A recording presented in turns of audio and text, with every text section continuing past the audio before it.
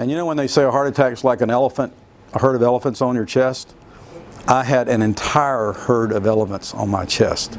And I'm like, I'm going down the road at that point, I'm like, nitroglycerin, that's the first thing I think of. It's in the back seat, I can't get to it. Medicine thing I carry, it's got the nitro in it. Put the car on autopilot, so it's now driving down US 1 at 55 miles an hour.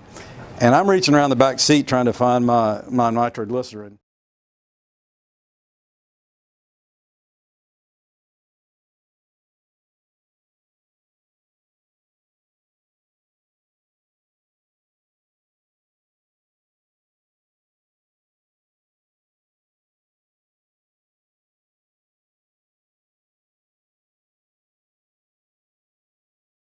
Hello everybody, my name is Chuck Smith. I am from Cocoa, Florida, which is about 50 miles due east of Orlando. I'm here today with my wife Tammy, who's accompanying me.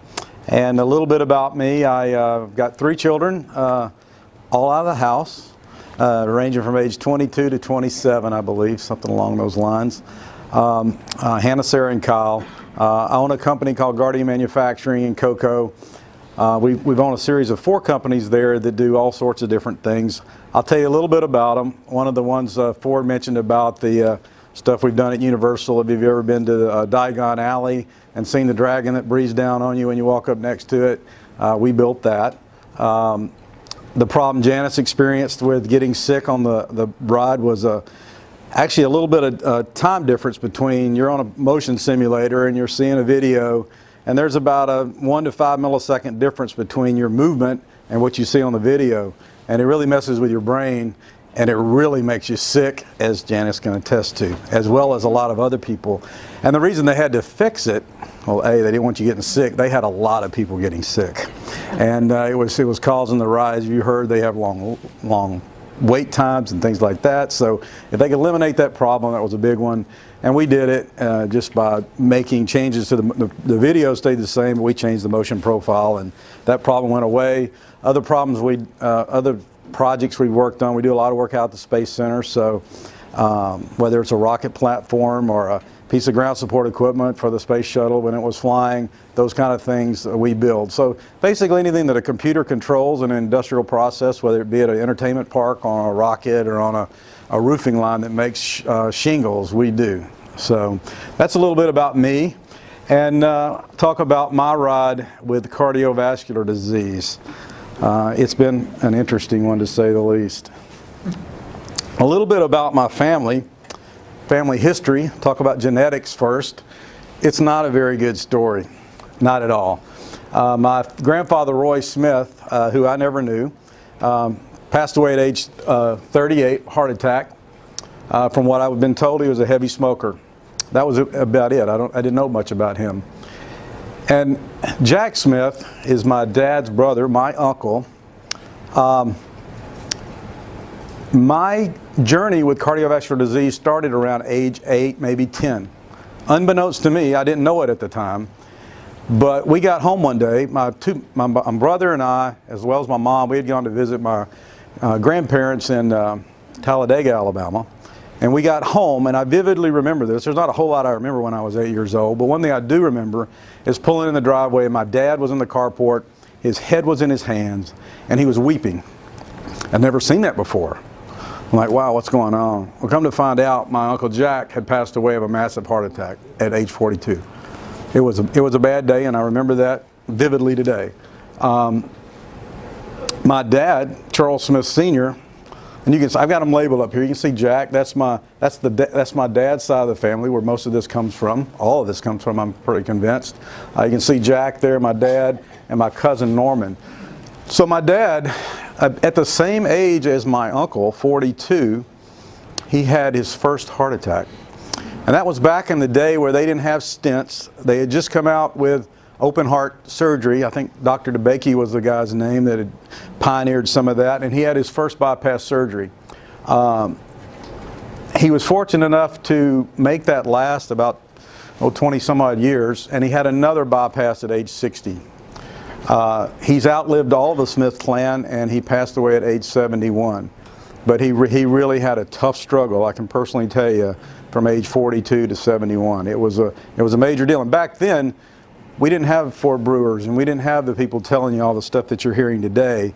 It was a whole different scene. There was not a lot of really good, what I consider good information on what to do about cardiovascular disease.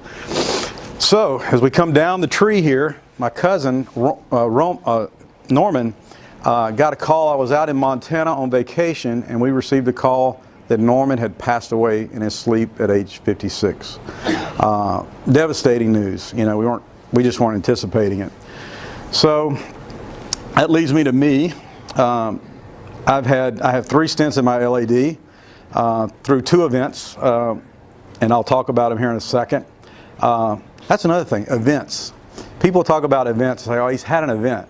Well, let me tell you, it's not an event. It's a heart attack, man, and there's not much fun about it. And I still refer to them as events, but when everybody said, oh, he had an event, it's like, no, I didn't have an event, I had a heart attack. My 2 brothers, I have 2 younger brothers. Steve is 3 years younger than I am. My brother Gary is 10 years younger than I am. And we'll talk about them. They'll still kick in, but we'll talk about some of the test results that we've gotten. Another little interesting that I just threw up here is our gene pool. I've done quite a bit of testing after I've gone through all this with my genes, so I know we've got 9p21. I know I've got KIF6. I know I'm APO E34. I've got haptoglobin 1-2, and I'm in MTHFR issue with methylation. So it doesn't get a whole lot worse than that, you know, but it just is what it is, you know. But there's a lot of controversy out there whether you should test and know your genetic biomarkers or you shouldn't. From my standpoint, I already know I got cardiovascular disease, but I would like to know primarily so that I can pass this information on to my children, to my family, and try to educate them on what they may do to avoid our fate. So, in my 40s, it's always in the back of my mind. In the 30s, it was in the back of my mind, but I really didn't do anything about it. When I turned 40, I'm like, well, when's my event coming, right? So I started to schedule yearly executive physicals at the Mayo Clinic in Jacksonville. They do a really thorough job, man. They measure your BMI, they do all these, they do a ton of blood work, although none of the blood work that we're doing today. The general response from all my testing that I did was your triglycerides are a bit high, your HDL is a bit low, you don't have any, they didn't even mention any blood sugar issues. They put me on Lipitor, which I just cannot take Lipitor. I really had a muscular reaction to that, and I quit taking it after about 6 months. And I went to the Mayo Clinic for probably 4 or 5 years, and then I just backed off on it because it didn't seem like I was getting anywhere with it. I didn't do a whole lot of exercise. Unbeknownst to me, I was under a very high amount of stress. I've got about 60 people that work for me, and as you know, with meeting payroll and all the different things that come with running a company, you don't necessarily realize you're under the stress, but you're under the stress. My BMI was 28. And then I heard a radio ad one day of a guy that had a CT angiogram over in Orlando, and he was advertising this newfound technology. And I said, well, wait, why don't I just go over there, see what it has to say. Maybe I can find out whether I got this or not. So I went over there, and it was interesting. I went up there and said, hey, I want to do this. And he said, well, I've never had anybody in their 40s show up and want to do this test. Why do you want to do it? I said, well, it's family history. He said, great. He said, but insurance isn't going to cover this, so I got a feeling we're just not going to be able to do this. And I said, well, don't you take cash? And he's like, I've never had to take cash. So, long story short, I finally convinced him he could take cash, and he did my CT angiogram. So, it came back, and I say this now because I just found this because I went back and I read the report just the other day. I didn't realize it was actually, they could give you a calcium score out of a CT angiogram. It said I had a calcium score of 185, some calcification, came back and said, you got some plaque, but hey, for a guy of your age, like Ford said earlier, in your 40s or so, you're going to see some plaque, so I'm not too concerned about it. He said, however, your blood sugar was a bit high. I think it was 105, 106, something like that. And I said, well, you know, what do I do about the blood sugar issue? He says, I don't have a clue. Go ask your general practitioner and see if you guys need to do anything. So this right here was actually the fork in the road. If I would have known what I know now, okay, at age 40, I could have made all the changes that I've done. And I got a feeling I could have avoided, I like to believe that I could have avoided a lot of the pain, misery, and heartache I've gone through in the last 15 years. But that was a fork in the road, and I think I went the wrong way. And I went the wrong way because there just wasn't anybody there. There wasn't the YouTube. There wasn't doctors that really had a good bit of information on what to do here. So the 40s go by. I quit going to Mayo Clinic. I got a general practitioner in Merritt Island that I went to, good guy. I did my annual physicals, all that kind of stuff. My BMI has now tweaked up to 32. I weigh 220 pounds. My cholesterol is not outrageous, okay? However, one thing I did highlight in red there is my triglyceride to HDL ratio. Now, back in the day, nobody's worried about triglyceride to HDL ratio. At that time, I knew nothing about triglyceride to HDL ratio. I'm going to talk more about this. But at that point, in my early 50s, it was 7.3. Keep in mind, it's supposed to be below 2, okay? But all my other numbers were not that bad. I mean, they're not great. But I did have high homocysteine levels. They were around 15, somewhere in there. I had low vitamin D in the 20s. My blood pressure was 140/85. I had no idea what LP little a meant. I didn't know anything about LDL particle size, nothing about ApoB status, and I was working a crazy amount of hours. And as you can see there, I weighed a bit more than I do now. When I bought those jeans, the 34s felt so good I bought 36s. So I knew I needed to do something. So I did a little bit of reading around, and I read this book called Prevent and Reverse Heart Disease. I think I also saw that movie. There was a movie Esselstyn was in, and I saw this, I read the book, and I said, I'm going to give it a try. For those of you that don't know anything about Dr. Esselstyn, he took a series of about 20 to 30 some odd people that had really serious cardiovascular issues, much more serious than mine. And he put them on this protocol that he had them engage in. And to this day, the best of my knowledge, they're still alive. They're still doing fine. Forks Over Knives? Forks Over Knives. Yeah, there was a Forks Over Knives movie. I think that's the one I watched. So his plan is based around you eat no meat, no pork, meat, fish, or fowl. You consume no dairy products. A big thing is no oil. That's a very difficult thing to do, by the way. No oil means no oil. That means you're sauteing everything in water. It takes a bit to cook like this. You eat whole grains. You eat whole grain oats. You eat whole grains, and you eat greens. Now, if you're insulin resistant, D and E don't go very well together, so remember that, okay? I lost about 30 pounds on this program. I felt better, obviously losing 30 pounds, but I found it difficult to maintain, and life just sort of went on, and I'm like, well, maybe I'm not going to have this, I'm just sort of blew it off and got busy with other things. After about a year, another year goes by. Oh, I want to read this. This is what I based my decisions off of, and this is two quotes. I pulled this out of Dr. Esselstyn's book, and the guy asked him, both my father and his brother died of heart attacks at age 58, and their father had the same fate at 63. Is there really anything I can do to avoid their fate? Am I condemned to my genes to have heart disease? And he said, this time, this is Dr. Esselstyn speaking, this time the answer is an emphatic no. If you maintain a cholesterol level under 150 milligrams per deciliter or LDL under 80 milligrams per deciliter, you and all your relatives who inherited these genes will be free of heart disease. Do you capture that? I'll read it one more time. If you maintain a cholesterol level under 150 milligrams per deciliter or LDL under 80, you and your relatives who have inherited these genes will be free of heart disease. That's what I based my entire assumption on. That's what I based all my blood work on and everything. And then the other thing that he says that's interesting, and keep this in mind, our research strongly suggests, in fact, that the lower the normal HDL levels are, not worrisome as long as the total cholesterol is within the same range, under 150 milligrams per deciliter. By the way, I met Dr. Esselstyn personally. He has called me on the phone when I've been in need, when I was having issues, and he is a prince of a guy. I mean, he is a super human being, and I don't have anything against what he's done. I think he's been very successful in certain applications. I just know that what happened with me and my particular diet and the fact that I know that I'm now highly insulin resistant, it just didn't work. All right, event number one. I waited around until New Year's Eve of 2015.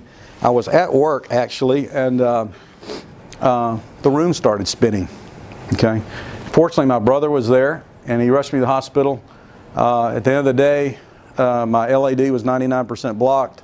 They put in 2 stents in my LAD and gave me some Crestor, 10 milligrams of Crestor, phenylfibrate, and Brilinta, and told me to go home. With no other instructions, nothing about reducing stress, nothing about exercise, nothing about supplements. Just pretty much, here you go. I went to a seminar at Cleveland Clinic with Dr. Esselstyn that they put on. A very good clinic. I enjoyed it. I learned a whole lot. And I got my weight down even further, down to about 180 pounds within a year. And I strictly followed his diet.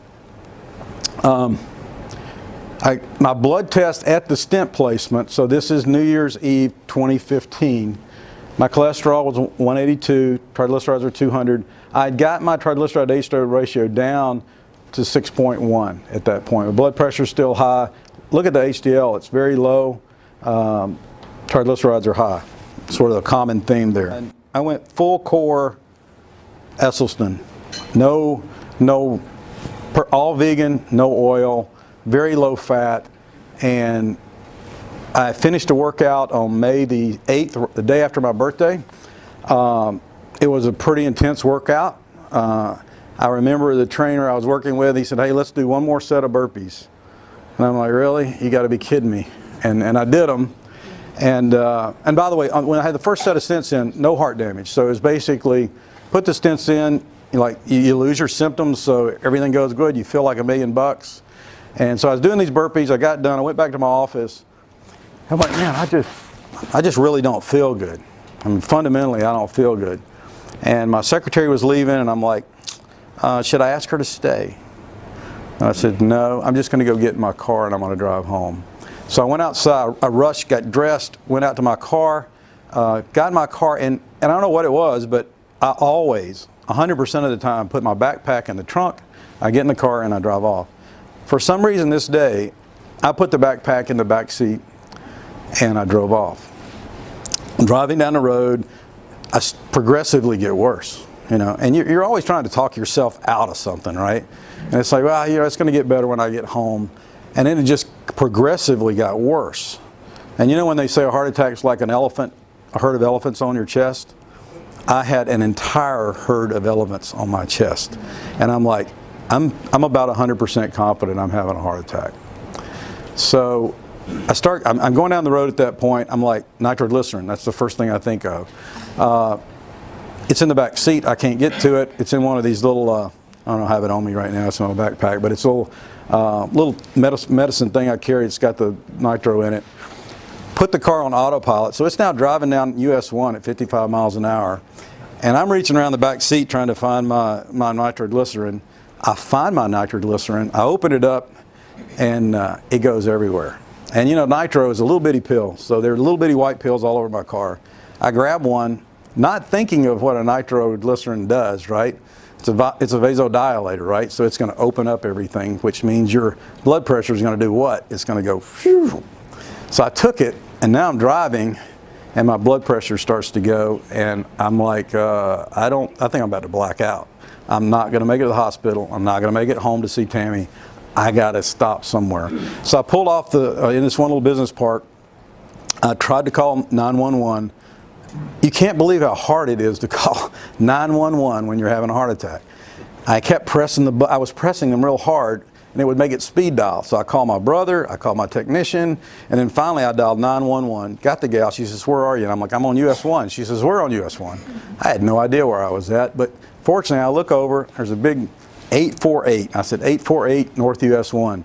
They were there in what seemed like, I don't know, 5 minutes. They were there quickly. They got me to the hospital. I'll back up a little bit. At that point, then I called Tammy next. I'm going to die. I mean, at that point, I'm like, I'm done. This is it. I'm not going to make it, guys. I called Tammy. I told her, hey, I love you. Tell the kids I love them. this is hard. And goodbye. It was goodbye. That was it. I was pretty confident I was not going to make it. I got in the hospital. Man, the team was right there waiting on me. They got me in there. My cardiologist just happened to be, I still don't know to this day why he was there, but he'd worked a 24-hour shift. He either over the radio or something heard my name. He came in the emergency room, totally took over the situation, and within another, I'm going to say 15 minutes, I have a third stent in my LAD, a third stent right above my first 2 stents in my LAD. So a lot of stuff happened in about 35 minutes. And the greatest thing he said is when we're done doing this, if you were laying on the cath table, he's like, hey, I got good news for you. He said, we've done all this, you've had a heart attack, but your ejection fracture is perfect. He said, so you didn't have any damage. So that was great.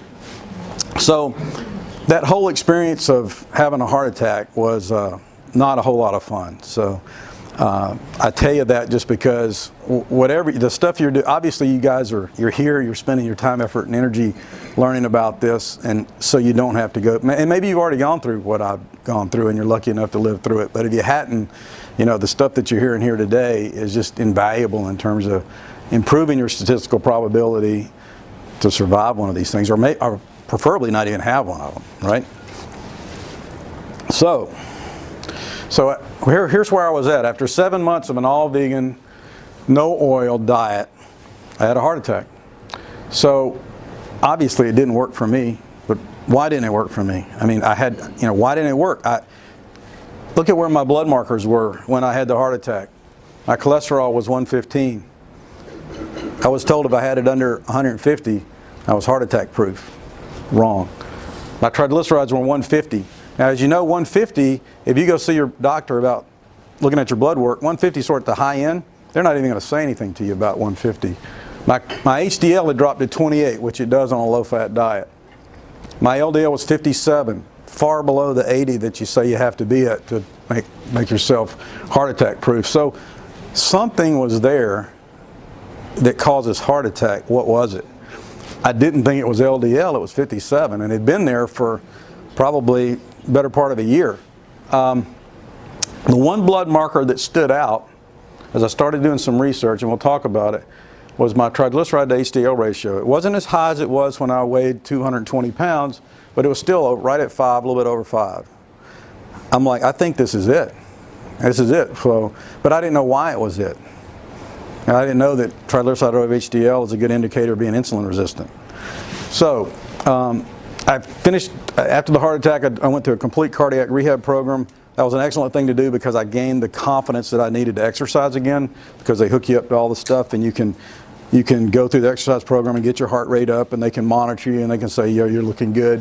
I continued the no-oil vegan lifestyle because I didn't know anything better, so I just kept doing it. And I honestly believed at the time I was doomed to a life of restriction and continued cardiovascular problems. I mean, it was just a reality. So, what am I going to do? So, I'd say let the research begin. So, I really got into doing a whole lot of reading, much like Tom was saying, where you read a lot, you got on YouTube a lot, and it was just quite an experience. I mean, I just took a picture of my iPhone and a lot of the books that I have on there. And then I was fortunate enough one day to run across 2 YouTube channels, but primarily the biggest one was Ford Brewer with a heart attack and stroke prevention. And I don't remember the exact video, but I started watching them, and I watched every single one of them. Tammy can tell you that was my favorite thing to do in the evening, was watch Ford Brewer, and another guy that I follow, and I know you guys probably do too, is Ivor Cummings. Some good work that he's done as well. And the thing that stood out there was, going back to that initial assessment in my 40s, was, hey man, your blood sugar's a bit high. And that's exactly what Ford was saying. I was right in that gray zone where my blood sugar wasn't over 120, it was 108, my A1C was 5.9. My doc still to this day says there's nothing wrong with from a diabetic standpoint, and he doesn't even understand insulin resistance. But I can fully tell you I'm insulin resistant. I know that, and we'll talk about that. All right, so here we are in October of 2018. I developed totally new lifestyle plan based on basically Ford's YouTube channel, what I was learning there, and I'll just go over some of the things that I do, and just to give you an idea of what I do. Now, the interesting I will tell you is the things that I'm doing, some of them will apply to you, but not all of them. The plan that you come up with is unique to you. You know, my plan's unique, your plan will be unique. What works for you may not work for me, and vice versa. But I began a low-carb, high-fat diet, mostly plant-based, okay? So I want to emphasize that. Wild-caught fish, grass-fed beef and chicken, no processed foods. There is a tremendous amount of similarity between Dr. Esselstyn's program and what we're talking about here. You can go vegan, low-carb. It's just extremely difficult. I mean, the things that I loved, I don't know if you guys have watched any of Dr. McDougall, High Starch Solution. You know, I was eating rice, corn, potatoes. My favorite breakfast was red potatoes in the microwave with a little ketchup on top. They were fantastic. Of course, the only problem when I did that, unbeknownst to me, I guarantee my blood sugar is going over 300. Every time I did that, I did it 3 times a day. Okay? So, just a tweak to the diet. Low carb, put some meat back in your system, and change a bunch of other stuff. So I changed my workout routine from watching the channel. I try to walk on my off days. When I'm not doing high intensity interval training, I'll walk. Tammy and I get out and walk about 2 miles, just trying to keep up with her as a chore. She is a very fast walker, and I continually have to slow her down. High intensity interval training. This took a bit for me to work up to. I found that I've got a Peloton bike at home. You can do it 100 different ways. There's all kind of ways to get your heart rate up. But I'm trying to get my heart rate up to 80% of max, which is basically 220 less your age, and I want to keep it there for about 20 minutes. And you go up and down and up and down, and Peloton's got something called interval training, and that's what I do every other day.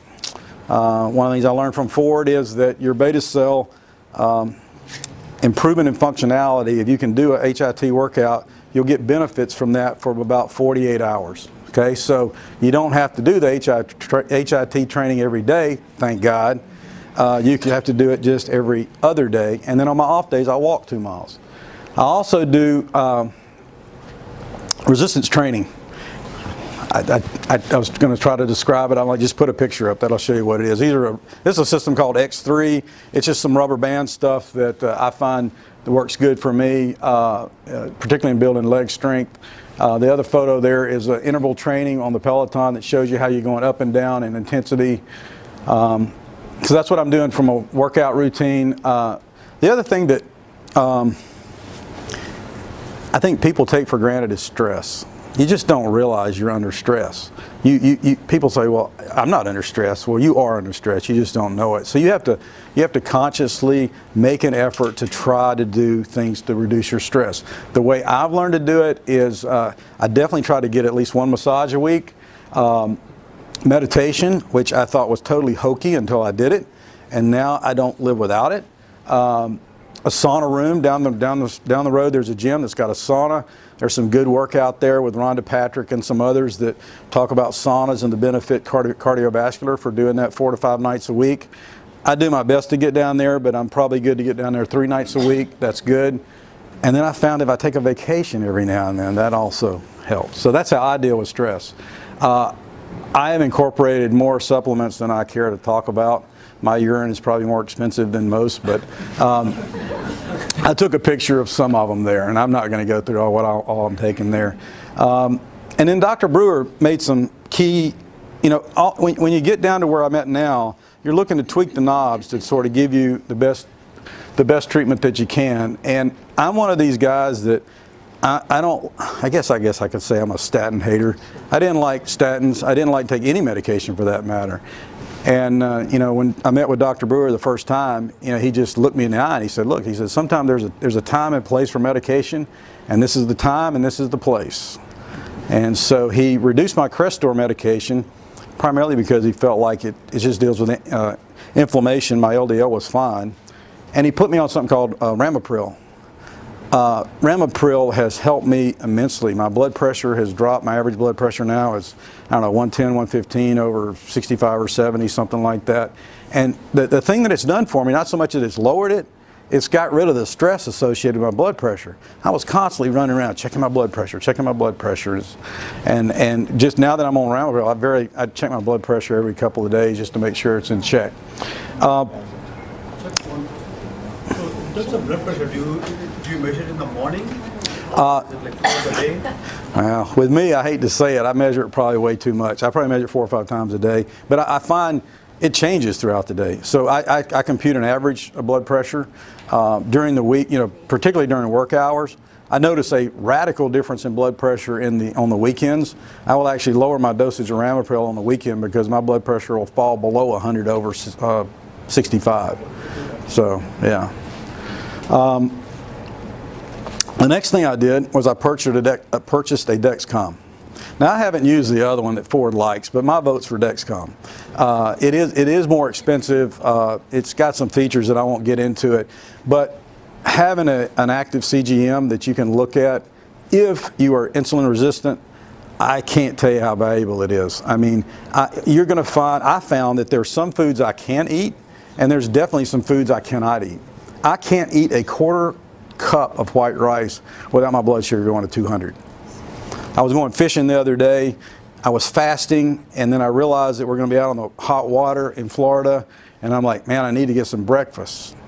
Well, I'm over in nowhere in western Florida. The only thing there is a McDonald's. So I said, okay, I'll have an Egg McMuffin. I'm not going to get any meat on it, just the Egg White McMuffin. Just that English muffin jacked my sugar over 220. And I felt horrible. And I said, Ford's going to be ticked, man. Did you eat the bread? I did. I had to eat something. I guess I could have just eaten, but I figured I was out on the water. I was going to burn it off, whatever, but that didn't work out so good. But anyway, the Dexcom has given me, in a way, it's sort of a game you're playing, but the rules I use, at least the rules Ford gave me, are I want to try to keep my blood sugar below 120, and under no conditions do I want it to go over 150. And I would say 98% of the time I abide by that. I can tell you that I'm not perfect. There's sometimes I eat something or something that I didn't even plan on that had something in it that I wasn't aware of that jacks your blood sugar. Say that again. Your 150 is your spike. 150. I don't want my peak to go over 150 ever, because according to Dr. Brewer, am I right, Dr. Brewer? Above 150, I'm burning my arteries. You are, and you're doing better than I intended. Yeah. So, and then, but on average, if I'm really being diligent, I can keep it below 125 at all times.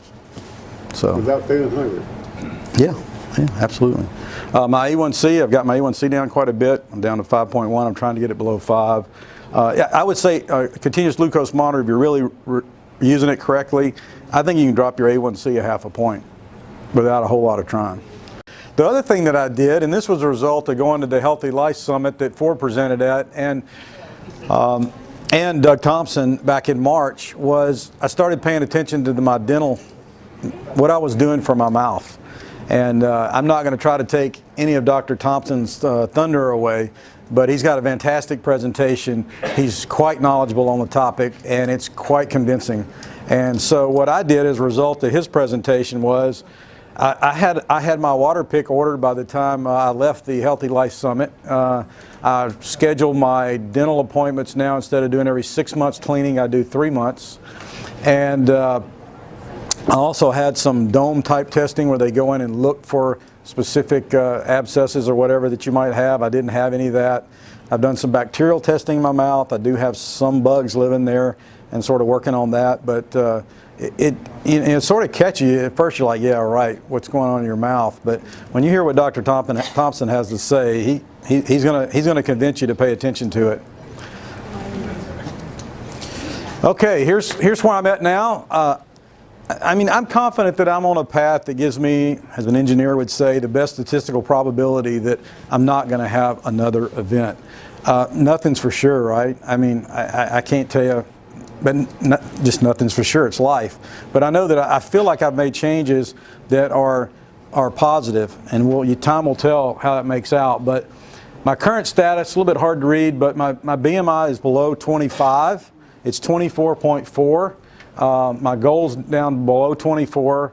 My total weight loss is 55 pounds. I'm from northern Mississippi, so we refer to weight in terms of sacks of fertilizer. So I'm down a little bit over 1 sack of fertilizer.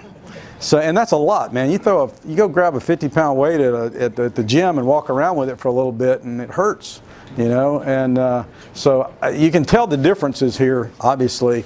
And you know, the funny thing is that I'd point out, I can't tell you recently when I'm in the diner I eat at on the mornings, the waitress says, "Hey man, what's wrong with you?" And I'm like, "What do you mean what's wrong with me?" She said, "Do you have cancer? Is there something wrong?" So I have all these people asking me now, what's wrong with me? They ought to be asking what's wrong with that guy, okay? Because it's pretty obviously what's wrong with that guy, right? So, but here's the thing to look at now. You ask about this. My blood work now, my cholesterol is a little bit over 150, 159. My HDL is 63. Taking my HDL from 28 up to 63. Ford can probably tell you how that happened, but it's a combination of krill oil, exercise, and eating salmon, fish, things like that, or getting it up. My triglycerides are down to 59.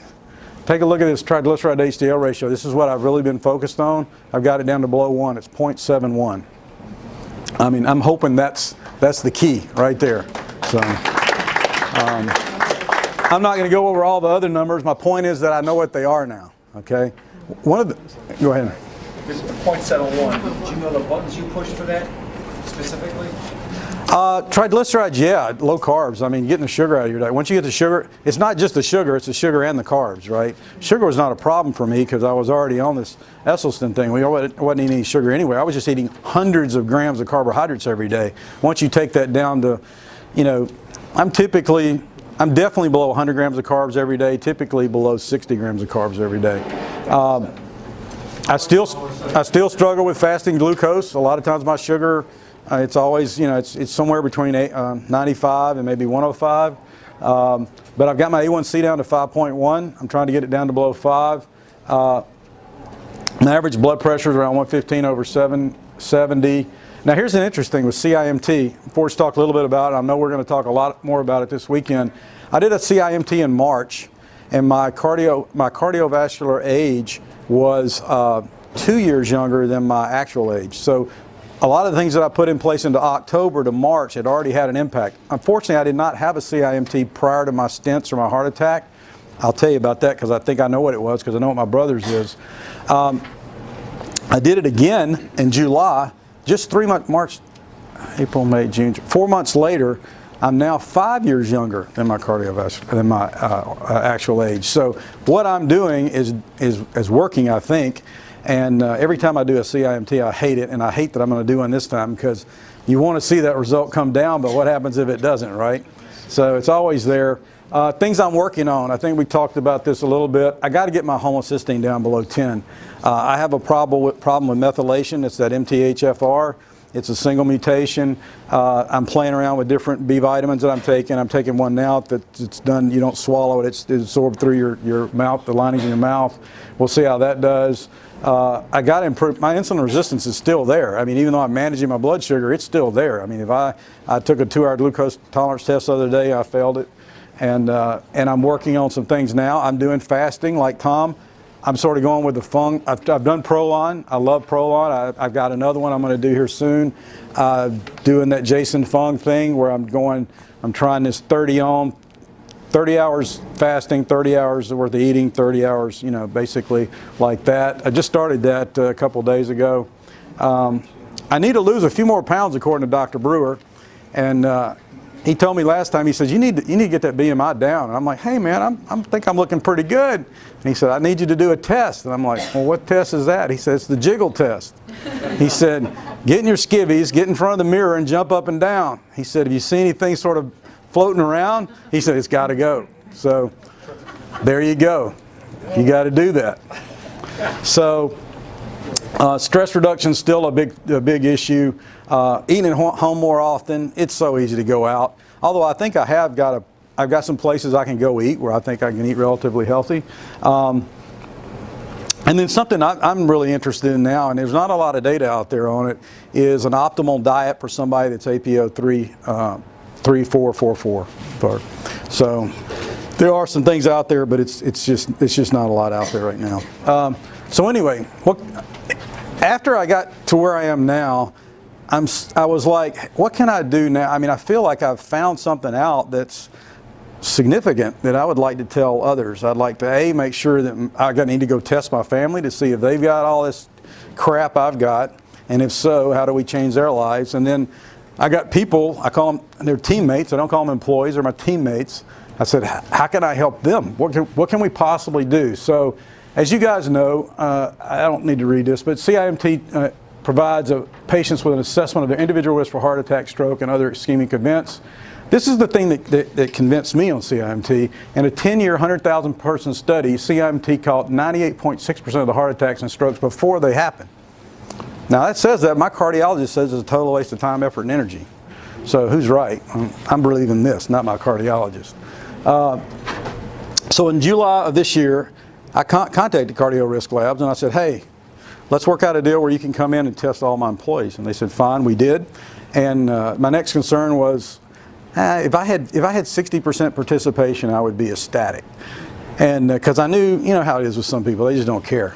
So, but we had 100% participation. So we had 41 people get their CIMT testing done, which I thought was, I'm like, man, we're going to solve this problem. This is great. The things that it's relatively inexpensive from a corporate standpoint. These people are very valuable to us. We've trained them. To lose them to a cardiovascular event would be devastating to both their families, but it would also be devastating to us. It's going to cost us dollars. So my rationale was it identifies the cardiovascular risk. It gives the clear message to the teammate that we care about you. We're investing in your health, and we care about your longevity. And then it does another thing, which opens up a dialogue for people to talk about it. And believe me, there was a lot of conversation about the results of this test. So here's what happened when I did the test. I got to tell you, I was totally not prepared for the results because I didn't have a plan on what to do if the results were bad. And they were bad, they were bad, they were really bad. 19% of the staff, including some of my family members, have an arterial age that's 10 years greater than they are, okay? Another 21% at arterial age 20 years are greater than their actual age. Some of these people, most of them were in their 50s or so. We had some of them in their 30s and in their early 20s that had an arterial age that was significantly greater than their chronological age. So really, really bad issue. Half of the people, 49% of the staff had plaque, okay? And the interesting thing is, some of the plaque was in the younger folks. Younger folks being high 20s, early 30s. All right, so where I was unprepared is I did not have a plan to educate them on what they needed to do after they got their bad CIMT. So immediately when they got their results, many of them went to their doctors. What do you think their doctor said? Think they said call Ford Brewer and see if he can help you, or do you think I had an answer? No, most of them looked at their blood work. They looked at the blood work and said, everything looks fine to me. I'm not familiar with CIMT. I think you're fine. Have a nice day. See you later. Very, very disturbing. And so they're coming back to me going, hey man, I believe my doc. I've been with him for 20 years, and I'm sorry, but this is the way we're going. We're not going to do this. So that was bothersome. We also, one of the interesting things was the CIMT picked up 3 people that had enlarged thyroids. 2 of those people have gone to the doctor. 1 has chosen not to go to the doctor, which I really wish they would. They had tumors or growths on their thyroid. In one case, they were small enough that they didn't do biopsies. The other one, they did biopsies, and they were benign. So, just the fact that they found those, I think, was another benefit that you don't hear much out of CIMT. Let's see. One of the things we did give them was Beat the Heart Attack Gene Book. And I would say of the 41 people, we had 3 people read it. And the ones that read it, interesting enough, they were the guys that are very disciplined. They may have had an arterial age that was maybe 3 to 5 or 6 years older than they were, so they really weren't the bad ones. The guys that had an 85-year-old arterial age and they're 55, they're the ones that should be concerned, and they're still going out to eat and not even worried about what they're eating. So my frustration right now is, how do you engage folks with a bad CIMT when they're non-symptomatic, they feel great, They feel like they're in good physical condition. They're working out hard. They don't want to accept the fact that they've got a cardiovascular issue. And that's sort of where I'm going now. I'm working real close with Ford, trying to come up. He's being very proactive in terms of trying to get plans that are both financially and accessible, through the work that he's doing on the website, as well as some of the stuff he's doing in various different cities. But just having that method, if you will, on how to get to folks and make them pay attention. It's easy. It's already easy. If you guys have already had an event, or you got a strong family history, it's sort of easy to, you guys you're probably the exception more than the norm. You're here for a reason. You know why. Most of these folks aren't that way. So, anyway. So. Did you get the percentages of your staff from the lab? Yeah, it's what they did. I didn't want the data. They do not come back and say, Tammy Smith had no names, just the stats. So this is what they gave me. So many people had 20 years or older, 10 years or older. So I just had the stats, and then I could just look at that from there.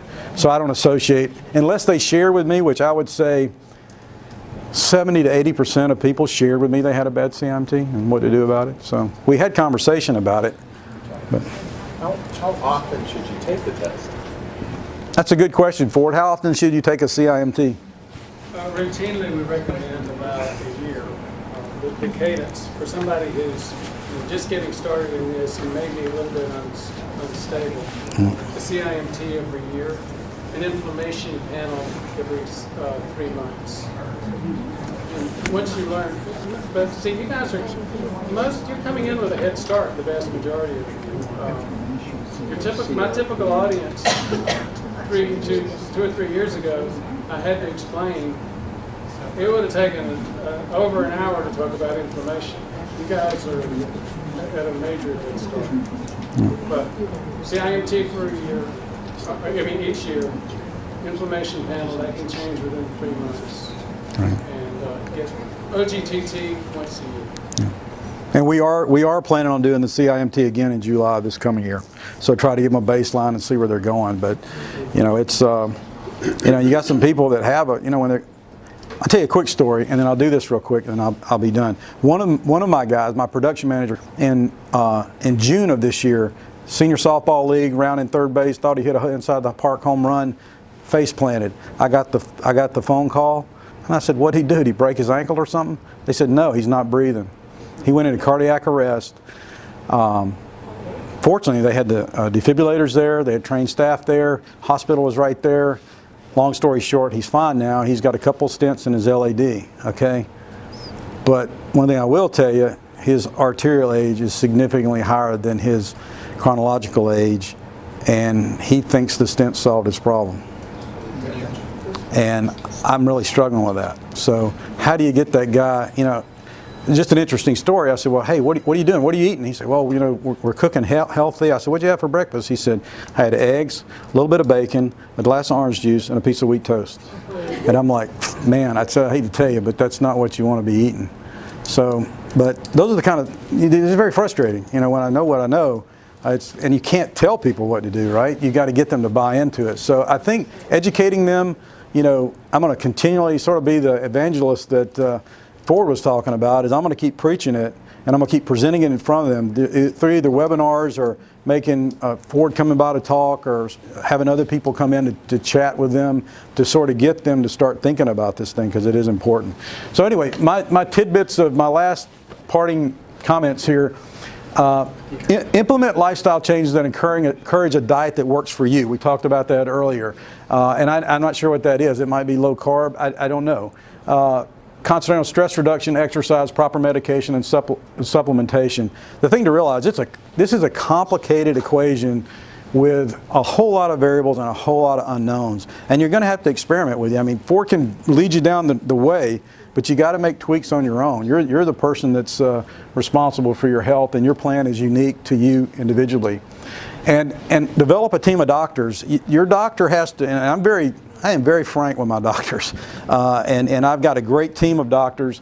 I've got probably 4 to 5 guys that I work with and gals that I work with on a regular basis, and I make them aware that you're on my team, and I've got multiple people that I'm talking to, and I may question what you're telling me. I will question what you're telling me, and if they didn't, and all of them we got a great relationship, but I'm perfectly willing to fire them if they don't want to cooperate on the team, or bench them maybe. So anyway, educate yourself on the issues associated with cardiovascular disease. That's exactly why you're here today. I don't think I have to elaborate on that. Dr. Brewer has, you already know this, but I mean, he's fantastic in terms of, chatting with you and working with you. I remember the first time I met with Ford, I had a whole list of questions. I felt so bad after I was over with. I mean, I hammered him with questions for about the whole time that I had with him. I was just bam, bam, bam, bam, and he actually had answers for about every single one of them.